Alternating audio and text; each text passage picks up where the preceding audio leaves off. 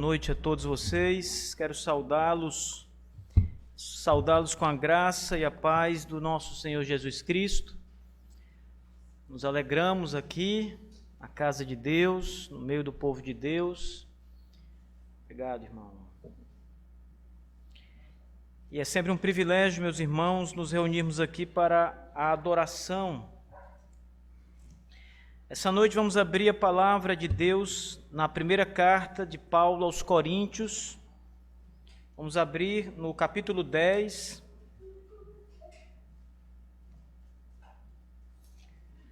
Primeira carta de Paulo aos Coríntios, capítulo 10, e vamos ler dos versos 1 ao 6, do 1 ao 6.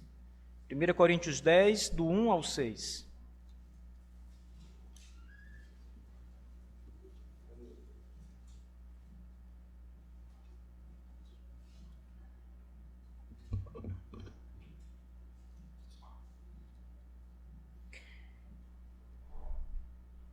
Diz assim a palavra, meus irmãos, por favor, acalmem-se agora os corações para ouvir a palavra de Deus. Além disso, irmãos, eu não quero que ignoreis que todos os nossos pais estiveram debaixo da nuvem, e todos passaram pelo mar, e todos foram batizados em Moisés, na nuvem e no mar. E todos comeram do mesmo alimento espiritual, e beberam todos de uma mesma bebida espiritual, porque eles bebiam da rocha espiritual que os seguia, e a rocha era Cristo. Mas a maioria deles, Deus não se agradou, pois ficaram estendidos no deserto. Ora, estas coisas foram exemplos para nós, a fim de não cobiçarmos coisas más, como eles cobiçaram. Amém. Vamos orar, meus irmãos. Pai querido, em nome do Senhor Jesus Cristo, nosso Salvador, nós agradecemos ao Senhor por nos trazer para a adoração nesta noite, no teu dia separado, santo, ao qual nós devemos zelar, honrar e separar das nossas atividades este tempo precioso para a tua adoração. Louvado seja o teu nome, Senhor Deus, pela tua graça em nos salvar dos nossos pecados, em limpar o nosso coração, abrir os nossos olhos, nos dar vida abundante por meio de Jesus Cristo, Senhor. Ó Deus, nós te agradecemos, Pai, porque não fora tua palavra e o Espírito de Deus tocando o nosso coração por meio dela, ainda agora estaríamos perdidos, miseravelmente largados no mundo sem Deus e sem esperança. Mas o Senhor é bom e a sua misericórdia não tem fim. E o Senhor nos resgatou dos nossos pecados e nos juntou à tua família, para o reino do Filho do teu amor, o Senhor Jesus. Obrigado, ó Deus. Nós te suplicamos, Senhor, que agora fale conosco, alimente nossa alma, anime o nosso coração, nos dê esperança, alegria, coragem e discernimento, Senhor Deus, para vivermos a nossa vida conforme o Evangelho, conforme a palavra do Senhor. Ajuda-nos nisso, Senhor Deus. Não nos deixa ser corrompidos pelas coisas deste mundo caído. Fortalece-nos em nome de Jesus. Amém. Irmãos, o apóstolo Paulo, nessa passagem, ele está começando a tratar de um tema que permeia toda a Bíblia, tanto no Antigo Testamento quanto no Novo Testamento, que é o tema da idolatria. Capítulo 10, Paulo vai fazer menção àquela época em que os israelitas eles tinham acabado de sair do Egito e se dirigiam para a terra prometida, do Egito para a terra prometida, e eles passaram 40 anos nesse caminho do deserto, caminho porque nem de longe era tão longo assim, não seria necessário um tempo de uma geração para percorrer do Egito até chegar a Canaã, mas por causa do pecado, da dureza, da incredulidade daquele povo, Deus os fez ficar no deserto por 40 anos. Estar no deserto por 40 anos foi uma disciplina de Deus para o povo de Israel, que tinha um coração endurecido. Nós devemos ficar muito admirados com o povo de Israel, por um lado, irmãos. Por um lado, devemos ficar de fato admirados, porque aquele povo, mais do que qualquer outra nação, mais do que qualquer outro povo na face da terra, viu coisas que ninguém mais viu a seu favor. Provou da mão de Deus como ninguém jamais havia provado.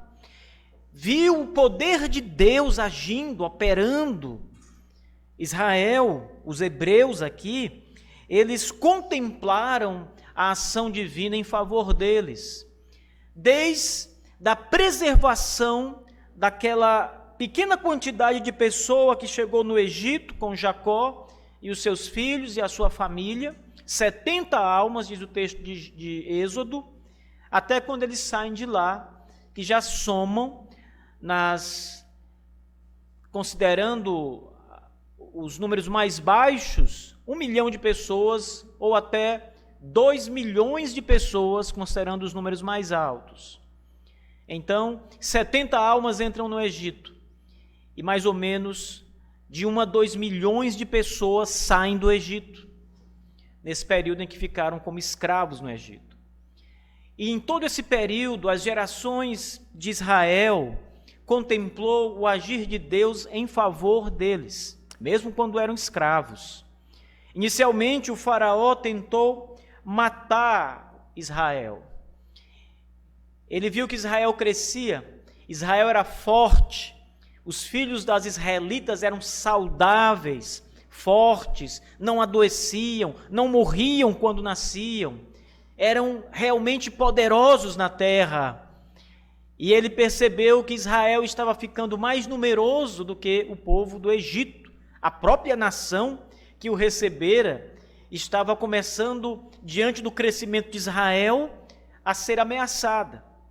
E o faraó então decide matar, eliminar todos os machos, os filhos machos de Israel, para que em poucas gerações Israel chegasse ao fim. Mas eles continuam nascendo. Existe uma passagem em Êxodo, logo depois que o faraó decide tomar essa atitude maléfica, maligna, de tentar matar o povo de Deus, e a Bíblia diz que o povo de Israel crescia, era fecundo e se multiplicava. Essas 3 palavras que a Escritura usa são palavras que são utilizadas para intensificar a ideia contrária. Isto é, enquanto o faraó tenta parar o crescimento do povo de Deus, matar os filhos machos para que não haja uma geração futura, Deus faz com que o povo cresça, seja fecundo, se multiplique e avance mais e mais na terra. Eles não conseguem parar. O faraó não consegue parar a mão de Deus. E o povo de Israel via isso. As parteiras são chamadas para dar um fim nas crianças, mas elas dizem, as mulheres hebreias são fortes, faraó. Elas dão à luz e logo estão bem. E elas não obedecem à ordem do faraó para matar as crianças. Tudo isso porque a mão de Deus estava ali em favor de Israel. Estes eventos não devem ser tomados por nós como eventos que são meramente o desdobrar de atividades humanas comuns, livres da mão de Deus. Como se Deus não estivesse com a sua mão poderosa, governando todos os acontecimentos. Ele estava. As coisas aconteciam assim porque Deus governa. Ele fazia o povo crescer e se multiplicar. Ele barrava Faraó nos seus propósitos. Deus fazia isso por Israel. Israel viu isso acontecer. Depois, quando o povo já é numeroso e Moisés está no meio dos egípcios, decide então sair e voltar para a sua descendência, para a sua terra. Ele mata um egípcio, foge e vai para uma região montanhosa. Ali constitui família, casa com a filha de Jetro e depois recebe o chamado de Deus, a vocação divina, para voltar ao Egito e resgatar o povo de Deus de lá, simplesmente comunicando a palavra, dizendo a Faraó o que Deus mandou ele dizer. E ali, irmãos, mais uma vez, e agora de maneira totalmente tremenda, Israel contemplou o poder de Deus a seu favor. Foram 10 pragas. A mão de Deus foi sempre arrasando o Egito. A cada praga Deus deixava uma marca. A cada praga o povo contemplava que Deus, o Deus do céu, estava do lado deles. Nada atingia Israel, mas tudo atingiu o Egito. Ninguém era poupado no Egito. Os animais egípcios não eram poupados, as plantações egípcias não eram poupadas, a água do Egito não foi poupada, tudo foi atingido pela mão de Deus, mas Israel foi poupado. E aquele povo viu isso. Veja, eles contemplaram isso. Não foi uma história que eles ouviram. Não foi os seus antepassados que estavam ali relatando as coisas que Deus havia feito lá atrás. Eram coisas que eles estavam vendo. Acontecia diante deles. Eles provavam isso, o livramento. Na última praga, quando Deus decide matar todo o primogênito do Egito, Israel também é poupado. A morte não chega na sua casa. A morte passa por cima. Páscoa é passar por cima. Mas ela entra, a morte entra. A morte não passa por cima, ela entra na casa dos egípcios e faz o seu trabalho, mata. E ali os primogênitos do Egito foram mortos. O primogênito dos animais do campo foram mortos. O primogênito de todos os escravos egípcios foram mortos. O primogênito dos homens do palácio do Egito foram mortos. E o primogênito do faraó morreu. Mas nenhum Israel perdeu filho naquele dia. E eles viram isso. Quando o faraó decide, por causa da mão de Deus, liberar o povo, eles não tinham nada para levar. Mas Deus faz com que o coração dos egípcios se torne favorável a Israel e comece a dar suas coisas, seus colares de pedras preciosas, de ouro, de prata, suas pulseiras, seus brincos, seus tesouros. Os homens, as mulheres começam a entregar seus tesouros para Israel e digam: tome isso, tesouros, vão embora. E eles saem de lá ricos, saem de lá com muitas posses. E era Deus quem estava fazendo isso, tudo isso.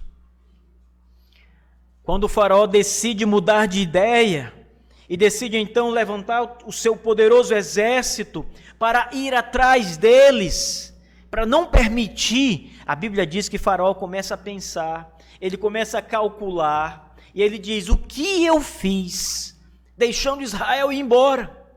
Quem fará os tijolos? Quem tomará conta das criações? Quem tomará conta das cidades? Quem será escravo no Egito? Eu entreguei a minha mão de obra. E ele então decide ir atrás. Israel está lá, acompanhando Moisés. Deus os faz andar por uma rota contrária à rota que era a melhor para sair. Deus os leva pelo caminho do mar Vermelho, só para abrir o Mar Vermelho, para que eles passassem, para que eles contemplassem mais esta.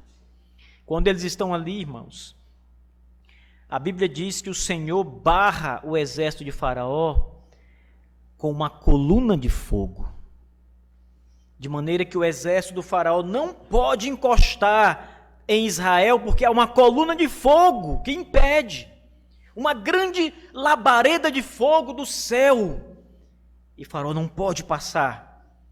E enquanto a coluna de fogo está ali, Deus abre o mar vermelho para que o povo passe, diz o texto sagrado, a pé enxuto. Ele seca as águas, ele abre as águas. O texto também diz que o mar vermelho fica como paredes de águas de um lado e de outro, para que o povo atravesse, e o povo de Israel passa.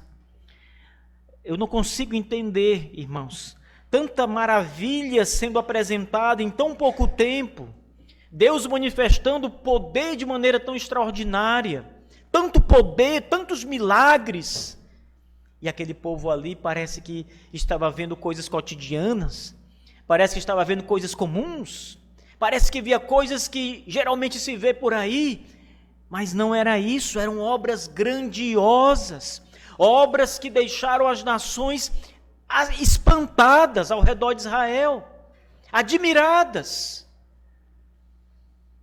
E quando Israel passa no Mar Vermelho, a coluna de fogo sai, e Faraó e o exército egípcio entram no meio do mar, e Deus fecha o mar sobre eles, e os mata, e acaba com Faraó, com seu exército. Faraó fica na outra margem, mas o seu exército é arruinado. Os carros, os cavaleiros, os soldados, todos mortos. No dia seguinte eles cantam, Israel canta, porque os egípcios estão mortos na praia do mar, todos mortos. E aí aquele povo então começa a sua jornada aqui no deserto, como Paulo começa a narrar na carta aos Coríntios, capítulo 10.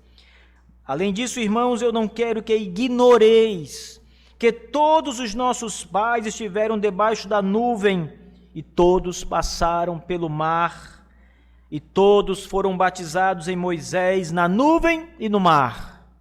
Essa é a primeira parte do texto. Aqueles coríntios estavam cambaleando, eles não faziam a ceia do Senhor da maneira adequada, correta. Paulo precisa falar com eles, repreendê-los. Eles também não praticavam a disciplina da maneira adequada. Numa das cartas aqui, Paulo vai dizer, olha, me admira que vocês mantenham uma pessoa assim, imoral, no meio de vocês. E eles são repreendidos nas duas cartas. E também caíam no erro da idolatria. Então, essa passagem vai falar da idolatria. Essa passagem, o capítulo 10 em diante, não é o trechinho que vamos tratar aqui hoje, mas esse é o contexto. Paulo começa dizendo a eles, não ignorem, não esqueçam, que os nossos pais, lá atrás, na época de Moisés, estiveram debaixo da nuvem, e todos passaram pelo mar, e todos foram batizados em Moisés, e na nuvem e no mar. Naqueles dias, irmãos, quando Israel estava ali, naquela situação, imagine o cenário, eles estão no deserto. Então, se vocês acham que Teresina é quente, irmãos, não é? Um calorzinho desse tão gostoso, né? E as pessoas reclamam do nosso calor. Imagine o deserto, irmãos. Imagine um lugar que é, por natureza, árido, seco, cheio de areia e pedra. Lá não tem árvores. É uma raridade você encontrar algo verde num deserto. Só os oásis, né? Pequenos locais, algumas árvores que surgem em locais em que tem uma pequena poça d'água, um poço, alguma coisa assim, e os arredores enverdece. São os oásis. Mas não é assim, o deserto, isso não é a regra do deserto. O deserto é seco. Jesus Cristo, nosso Senhor, quando foi passar pela sua provação, lembrem, nosso primeiro pai, Adão, foi tentado num jardim, onde havia de tudo para ele. Mas Jesus, depois do pecado do homem, foi tentado no deserto, onde não havia nada. Adão poderia comer livremente, diz o texto, mas Jesus estava jejuando 40 dias sem comer, jejuando. Era uma situação completamente oposta, porque o deserto é assim. Jesus não estava no paraíso, ele estava no deserto, na aridez, no calor, na agonia, numa situação desfavorável. Essa era a situação de Israel. Era o primeiro teste de Israel. Depois que tudo que Deus fez, vamos ver como o povo se comporta nesse pequeno período de tempo no deserto. Eles não iam passar 40 anos no deserto. Mais uma vez, 40 anos no deserto foi uma disciplina de Deus. A viagem era rápida, 2 semanas, máximo 3 semanas caminhando para chegar no local. Mas eles ficaram 40 anos por causa dos seus pecados. E mesmo depois de ver a mão de Deus poderosa sobre eles, eles ainda pecavam contra Deus. Nessa caminhada no deserto, o Senhor Deus, durante o dia, para amenizar o calor, a agonia que o povo passava, colocava uma nuvem sobre eles. A nuvem, irmãos, impedia o calor de ser mais abrasador ainda. Amenizava, era um alívio, era uma espécie de misericórdia de Deus nesse tempo todo. Eles estavam debaixo do deserto, naquela situação terrível, naquele sol escaldante, e Deus enviava a sua nuvem de dia para que o sol não os queimasse. Eles viram isso, eles contemplaram isso, viveram isso, e se levantavam quase que diariamente contra Deus. Viram todas as coisas que eu frisei agora há pouco, e se levantavam contra Deus. A Bíblia diz que eles eram rabugentos, irmãos. Israel era rabugento, reclamava de tudo. Nada estava bom. Tinham saudades da escravidão, tinham saudade de comer cebolas no Egito, que era a ração deles. Quando alguma coisa mais apertava no deserto, eles queriam voltar para o Egito. Esqueciam tudo aquilo que passaram. Então a Bíblia diz que eles foram, durante o dia, eles estiveram debaixo da nuvem e passaram pelo Mar Vermelho, foram batizados em Moisés na nuvem e no mar. Essa expressão é para mostrar que o Senhor Deus estava com eles em cada momento, em cada livramento. Durante o deserto, nos 40 anos, não apenas estava com ele, mas estava ali suprindo as necessidades deles. E eles não viam isso. Você sabe quando uma pessoa ela é poupada, quando uma pessoa recebe tanta coisa assim, e ela não consegue entender que é Deus quem está fazendo isso? Nós conhecemos pessoas, irmãos, talvez vocês também conheçam pessoas, que não conseguem enxergar a mão de Deus na vida delas, embora ela esteja ali. Deus está sustentando o tempo todo, Deus está livrando aquela pessoa, Deus está suprindo aquela pessoa, o Senhor vai abrindo portas, o Senhor vai dando, o Senhor vai favorecendo, vai livrando, vai socorrendo, salvando, e a pessoa não consegue ver isso. Ela sempre acha que foi uma coincidência, que foi sorte, que foi um amigo, que foi o seu intelecto, a sua habilidade, a sua capacidade, o seu esforço. É isso que ela vê. Ela nunca vê que é Deus. Não é Deus, sou eu. Não é Deus, é o meu amigo. Não é Deus, é sorte. É tudo, só não é Deus. Era assim esse povo no deserto. E Paulo escreve aos Coríntios e começa dizendo: não ignorem o que Deus fez no deserto. Não ignorem que Deus estava com vocês o tempo todo. Não ignorem que Deus estava na nuvem e no mar. Ele abriu o mar para vocês serem salvos do faraó. Ele estava na nuvem para que vocês não fossem queimados pelo sol. Não ignoreis que os nossos pais foram libertos, provaram do favor de Deus quando estavam no deserto. Essa é a primeira parte da passagem, mas aí então o apóstolo Paulo vai entrar num ponto ainda mais delicado. Ele diz que todos os israelitas que estavam no deserto comeram do mesmo alimento espiritual. E essa história está registrada também no livro de Êxodo e em outros livros, você vai encontrar referências também, que é o suprimento de alimento que Deus dá ao povo de Israel. Todo dia, irmãos, Deus fazia cair do céu, descer do céu, o maná. O maná era uma espécie de semente de coentro que eles comiam e os fortalecia. Eu fico pensando, se a gente tivesse condições de ter um exemplar do maná hoje, deveria ser o mais complexo alimento para sustentar esse povo 40 anos no deserto. Deveria ter todas as vitaminas, as proteínas, os aminoácidos, carboidrato, tudo, gordura, tudo, para sustentar aquele povo no deserto. 40 anos caindo comida para eles. Você sabe o que é isso? O povo não precisava ir plantar. O povo não precisava trabalhar.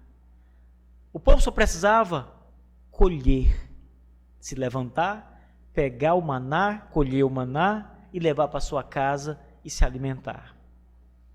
E Paulo diz: todos os pais, todos os israelitas nesses 40 anos, todos, nenhuma exceção, todos comeram do mesmo alimento espiritual.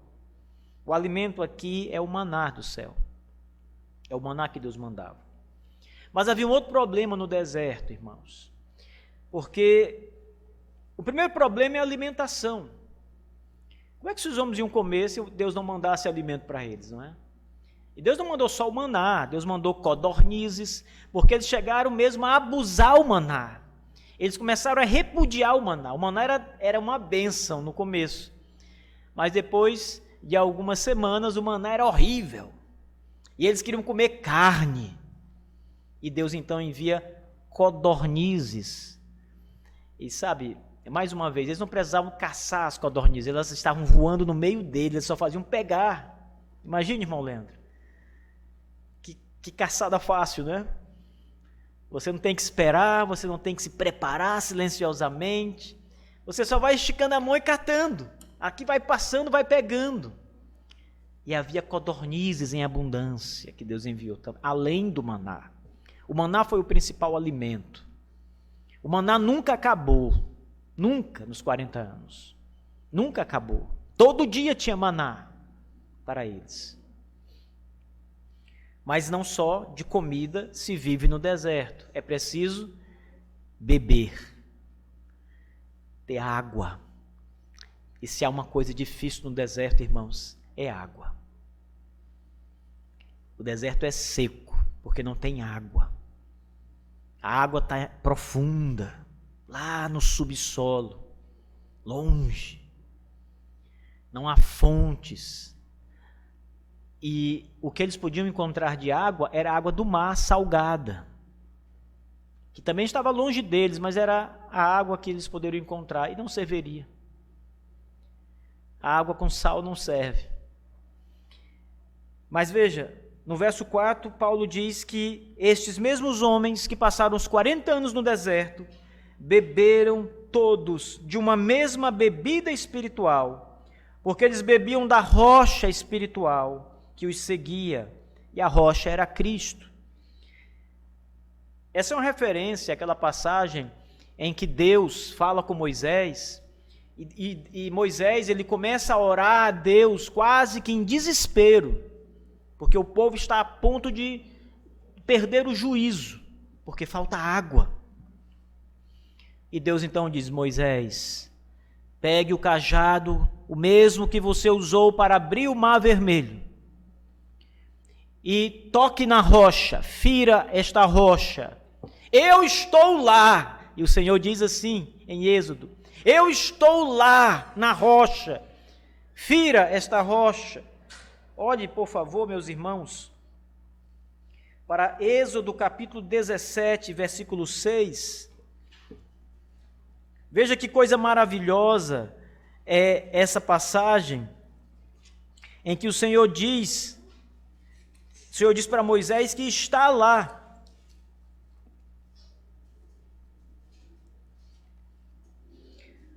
A partir do verso 5, e disse o Senhor a Moisés: vai adiante do povo, toma contigo os anciãos de Israel, e o teu cajado com o qual feriste o rio, toma na tua mão e vai.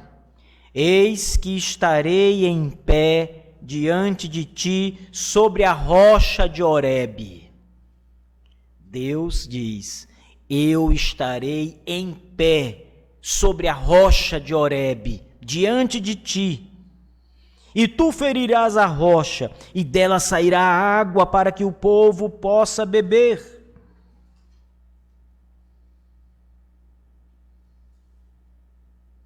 Não esqueça que o verso 5 começa dizendo: e o Senhor Deus. Aqui na Bíblia de vocês deve constar a palavra Senhor com letras maiúsculas. Então, nós estamos falando aqui do nome de Deus, o nome pactual, Yahvé ou Javé. Este Yahvé ou Javé é que estará lá na rocha, eu estou lá. Veja, e disse o Senhor, Yahvé, a Moisés: vai adiante do povo, toma contigo os anciãos de Israel, o teu cajado com o qual feriste o rio, toma na tua mão e vai. Eis que estarei de pé, e Yahvé estará de pé diante de ti sobre a rocha. Aqueles homens no deserto comeram maná todos os dias e beberam água quando foi necessário, quando precisaram. Deus fez, Deus supriu. Essas duas passagens, por si só, irmãos, devem nos fazer lembrar que o Senhor Deus, depois de todas as coisas que havia feito, as que nós já citamos aqui, e tantas outras que eu não citei, com essas duas passagens somos ensinados que Deus estava suprindo Israel nas suas necessidades mais básicas, fundamentais, essenciais: água e comida.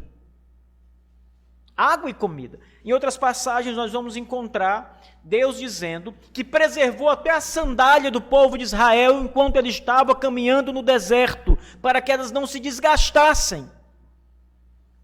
Eles não precisavam, eles passaram 40 anos com o mesmo calçado. Deus preservando, Deus cuidando. Percebe? Deus dando água, Deus dando comida, roupa, calçado, fazendo sombra. Tudo, irmãos. Tudo, simplesmente tudo, por 40 anos. Agora vem a parte boa, irmãos.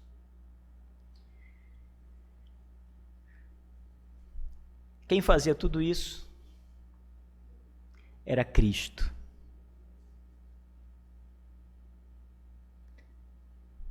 Ele diz: eu sou o maná que caiu do céu. O maná era a comida deles. No Novo Testamento, Cristo diz: eu sou o pão da vida. Vossos pais comeram o maná, aquele material, e morreram. Mas quem comer deste pão nunca morrerá. Nunca morrerá. E ele disse em outra passagem: eu sou a fonte da água viva. Ele diz mais adiante no Novo Testamento: eu sou a rocha. Era Cristo o tempo todo. Era o nosso Senhor Jesus pré-encarnado, antes da sua encarnação. O próprio Logos divino que estava lá. É por isso que Paulo, interpretando corretamente a passagem, quando se fala do verso 4, ele diz: e beberam todos de uma mesma bebida espiritual, porque eles bebiam da rocha espiritual que os seguia, e a rocha era Cristo. E Yahvé diz: eu estarei sobre a rocha. E Paulo está dizendo: a rocha é Cristo. E Yahvé é Cristo. É o que está sendo dito. Agora há pouco nós estávamos lendo aqui na nossa Bíblia, na versão King James 1611, no capítulo 8 de João, ele diz: eu sou ele. Vocês perceberam? A tradução literal, Jesus diz: eu sou ele. Yahvé é Cristo. Cristo, o Senhor Jesus, é Yahvé, o Deus do Antigo Testamento. É por isso que João perfeitamente diz que no princípio era o Verbo estava com Deus e o Verbo era Deus. O Verbo é Cristo e Cristo é Deus. E o Verbo, Cristo, se fez carne, veio e habitou no meio de nós. E aqui Paulo está, mais uma vez, confirmando essas palavras. Cristo estava lá. Ele não só estava lá, irmãos, perceba todo o teor do verso 4. É isso que Paulo quer mostrar àqueles homens de Corinto, que eles nunca foram abandonados, os vossos pais no deserto. Paulo diz: não ignorem isso. O Senhor Jesus sempre esteve com eles. Eles beberam de uma mesma bebida espiritual, porque eles bebiam da rocha espiritual que os seguia. Como é que uma rocha segue uma pessoa, irmãos? Como é que uma pedra, uma montanha, um rochedo segue um grupo de homens por 40 anos? É porque a rocha, Paulo diz, é Cristo. E ela, a rocha, Cristo, os seguia, veja. Porque eles bebiam da rocha espiritual que os seguia. Cristo estava sempre lá com o povo de Israel. Aqueles homens não podiam prevalecer no deserto, continuar existindo no deserto por 40 anos, irmãos, se Deus não estivesse com eles. Se Deus não estivesse ali. Se a mão de Deus não os guiasse, não os guardasse, não os alimentasse e não os protegesse. E aqueles israelitas diziam: onde está Deus? Onde está Deus que nos abandonou? Quem nos tirou do Egito foi um bezerro de ouro. E fizeram um bezerro de ouro para adorar. Onde está Deus? Queremos voltar para o Egito. Queremos voltar a comer as cebolas do Egito, porque não há Deus aqui conosco. E Paulo está dizendo: a rocha, que é Cristo, os seguia. Estava sempre com vocês. É a água que vocês bebiam. É o pão que vocês comiam. Tudo provinha dele. Eram as mãos dele que dava. Eram as mãos dele que alimentava Israel, que os supria e sustentava de todas as coisas. Ah, meus irmãos, quando nós aprendermos estas coisas e começarmos a entender que nós somos guardados, supridos pelo poder de Deus, todo dia, quando começarmos a entender que Deus reina sobre nossa vida, e é Ele quem, de fato, nos alimenta. A nossa confissão de fé diz que Deus é quem nos sustenta e nos dá a vida, que nos mantém. E aqui Paulo está dizendo exatamente isso. Deus estava lá, Jesus Cristo estava lá, Ele é a água e a bebida de vocês, o Senhor. E tem mais um detalhe nessa passagem que não pode passar despercebido. Havia um elemento espiritual aqui. Perceba que Paulo chama a comida de comida espiritual. Olhe para o verso 3. Todos comeram do mesmo alimento espiritual. Mas o maná era físico. Mas Paulo diz que era espiritual. Depois ele fala sobre a água da rocha. E a água é o líquido. Mas Paulo diz que essa água era espiritual. O mesmo Paulo que diz que a rocha é Cristo, que os seguia o tempo todo. Então, se você estivesse no lugar de Israel, se você fosse um daqueles que saiu do Egito, como você se portaria, irmão? Para responder essa pergunta, você precisa olhar para a sua vida hoje. Como é que você interpreta a sua própria vida, as coisas que acontecem com você?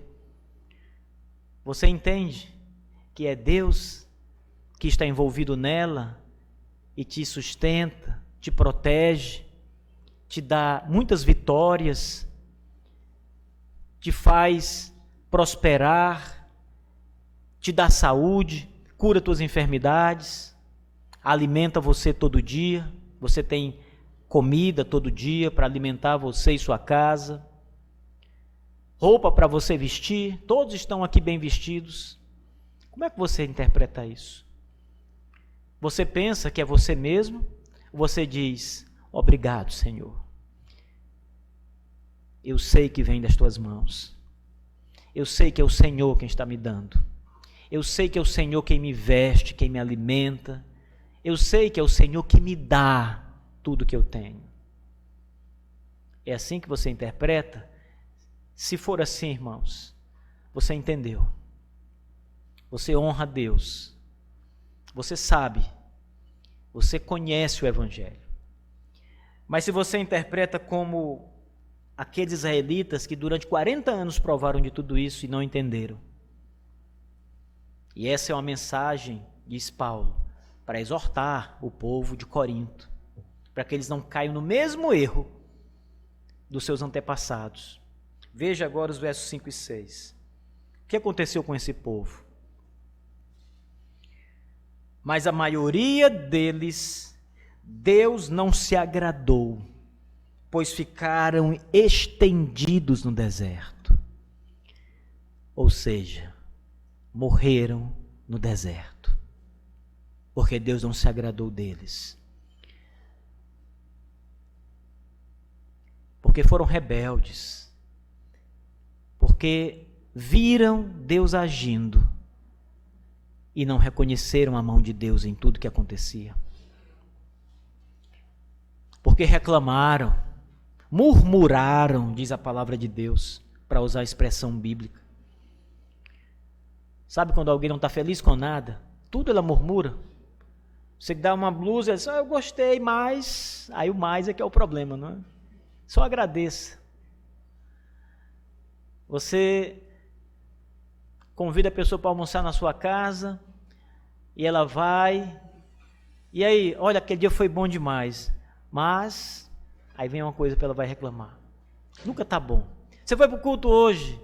Foi uma bênção? Foi uma bênção de Deus, mas tem que ter uma coisa. É murmuração. E às vezes não tem nem o que agradecer, só tem os mais, né? Olha, eu não gostei por isso, aí começa. Um monte de murmuração. Murmurando da providência. Irmãos, nada sou eu que faço, nada é você que faz por si mesmo. Tudo está na providência de Deus, determinado, do começo ao fim. E quando você reclama da vida, você reclama da providência. Quando você diz, eu não estou feliz com a minha vida, você está dizendo que está infeliz com Deus, que determinou que sua vida fosse exatamente como ela é agora. Pode ser que amanhã mude, mas ela é o que é, porque Deus determinou que assim seja. E quando você está insatisfeito com isso, você reclama de Deus, como Israel. Israel que reclamava. Eu não tenho um carro, eu não tenho dinheiro no banco, eu não tenho roupa boa, eu não tenho isso, eu não tenho aquilo, me falta isso ou aquilo, você está reclamando de Deus, reclamando do Senhor. E o verso 5 diz que Deus, por isso, não se agradou de Israel. E a maioria deles morreu no deserto. Ficaram estendidos no chão. E o verso 6 é quando Paulo diz: estas coisas foram exemplo para nós. Veja, a fim de não cobiçarmos coisas más como eles cobiçaram. Paulo está dizendo isso para que sirva de exemplo. Paulo está fazendo menção do que aconteceu, relembrando aqueles feitos antigos de Israel no deserto, exortando com isso o povo dos seus dias, para que o mesmo destino daquele povo não seja o destino dos coríntios, ou o nosso destino agora. Irmãos, nós temos uma grande alegria em saber que na nossa vida, Cristo é o nosso sustento. Ele é a nossa essência, o nosso fundamento, a nossa salvação. Às vezes, nós costumamos falar de salvação pensando apenas na salvação espiritual, a salvação eterna. Mas Cristo é mais do que a salvação da nossa alma. Ele morreu no Calvário para salvar a nossa alma, o nosso corpo e a nossa alma do inferno, pagar o preço pelos nossos pecados. Mas Ele fez mais do que isso, nunca esqueçam. Ele sustenta você o tempo todo. A Bíblia diz que Ele faz intercessão por nós o tempo todo. Ele está ligado a cada um de nós o tempo todo. Todas as vezes que nós somos libertos de alguma coisa que às vezes nós nem enxergamos, mas há uma libertação divina, há a mão de Deus nos guardando, nos protegendo, é Cristo. O nosso sustento diário, como nós já frisamos muito hoje, vem de Cristo. Então veja, Ele é mais do que a salvação espiritual, Ele é mais do que a vida eterna. Ele supre a nossa existência aqui, agora, hoje, amanhã. A nossa vida toda que já passou. Foi tudo suprido, sustentado pelo Senhor Jesus Cristo, que nos segue, como aquela rocha seguia Israel. Cristo está conosco todos os dias, como a rocha estava com Israel todos os dias. E é isso que nós precisamos lembrar. O nosso bom Senhor Jesus, que é a nossa comida espiritual, a nossa água, a nossa bebida espiritual, e que nos segue continuamente, nunca nos abandona. Nunca. Você pode até, às vezes, pensar que está sozinho. Você pode achar, como Israel achava, que não há Deus do seu lado, que as coisas estão tão ruins, Deus não está aqui, Cristo não está aqui, como o pastor Marcos falou, mas Ele sempre está conosco, sempre. Irmãos, se Deus não revelasse alguns milagres para nós nunca teríamos como saber algumas coisas. Mas veja, quando Sadraque, Mesaque e Abednego foram jogados na fornalha, eles não morreram, porque Cristo estava lá. E Cristo não permitiu que o fogo que queimasse aqueles homens. Queimou os outros, mas não queimou aqueles homens, porque Cristo estava lá. O rei olha e disse: eu vejo um quarto homem no meio deles. Era Cristo, irmãos. É o ancião de dias, o Senhor Jesus que está lá. Nos momentos que a gente acha que não há Cristo, Cristo está lá. Ele sempre está lá.